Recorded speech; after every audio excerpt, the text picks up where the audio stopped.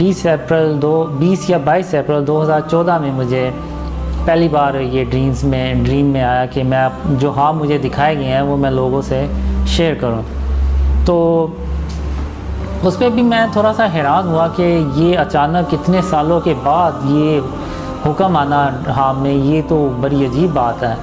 تو میں نے پھر تھوڑا سا انتظار ہی کرنا بہتر سمجھا. تو اس کے بعد پھر محمد صلی اللہ علیہ وسلم ڈریمز میں آئے تو انہوں نے بھی یہی کہا کہ قاسم جو خواب تمہیں دکھائے گئے ہیں وہ لوگوں سے بیان کرو.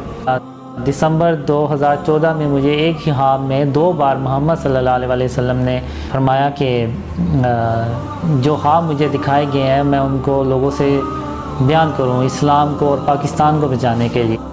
جب مجھے یہ ڈریمز آ رہے تھے تو مجھے نہیں تھا پتہ یہ مجھے ڈریمز کیوں آ رہے ہیں، اس کا کیا مقصد ہے یا کیا نہیں ہے. تو یہ پھر کئی سالوں کے بعد مجھے ڈریم میں آیا، حکم ہوا کہ میں یہ خواب لوگوں سے شیئر کروں. تو مجھے نہیں تھا پتہ اس وقت، یہ میرے لیے بھی ایک شوکنگ چیز تھی کہ یہ کیسے ہو سکتا ہے کہ ان ڈریم سے تو شاید میرے اپنے گھر والے یقین نہ کریں، تو یہ لوگ کیسے یقین کریں گے. اور مجھے محمد صلی اللہ علیہ وسلم نے خواب میں کہا کہ میں اپنے خواب دوسروں سے شیئر کروں. تو اب مجھے یہ بتائیں کہ اگر آپ کو محمد صلی اللہ علیہ وسلم خواب میں آ کے کوئی حکم دیں کہ یہ آپ کام کریں تو کیا آپ ان کو انکار کر دیں گے؟ تو کوئی بھی ایسا مسلمان نہیں ہے کہ جو محمد صلی اللہ علیہ وسلم کے آگے انکار کرے. وہ تو سارے مسلمان جو ہیں وہ محمد صلی اللہ علیہ وسلم کے لیے اپنی جان، اپنا مال، اپنا سب کچھ قربان کرنے کے لیے تیار ہو جائے گا. تو اسی طرح میں بھی تھا کہ جب محمد صلی اللہ علیہ وسلم نے حکم دیا تو پھر میں نے کہا کہ آپ کے لیے تو جان بھی حاضر ہے. تو یہ تو پھر ڈریمز ہیں اور بیڈ کمنٹس آتے ہیں، مجھے بھی تھوڑا سا ہرٹ ہوتا ہوں، میں برا لگتا ہے مجھے.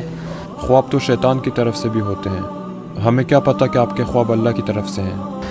اس میں یہ کہ آپ ان باتوں سے اندازہ لگا سکتے ہیں کہ یہ خواب اللہ کی طرف سے ہیں اور یہ شیطان کی طرف سے نہیں ہے. پہلے تو مجھے جو ڈریمز میں، جو خوابوں میں جس بات کی سب سے زیادہ تلقین کی گئی ہے وہ شرک اور اس کی جو قسمیں ہیں ان سے بچنے کے لیے مجھے بہت زیادہ تلقین کی گئی ہے. تو اب شیطان تو کسی کو خواب میں جا کے نہیں کہہ سکتا کہ تم شرک نہ کرو اور اللہ کی وحدانیت کو مانو. اور پھر دوسرا کہ میں صبح و شام اللہ کی تعریف اور اس کی تسبیح کروں. تو یہ بھی شیطان نہیں کہہ سکتا اس طرح سے کسی کو خواب میں جا کے کہ تم صبح و شام اللہ کی تعریف اور اس کی تسبیح کرو.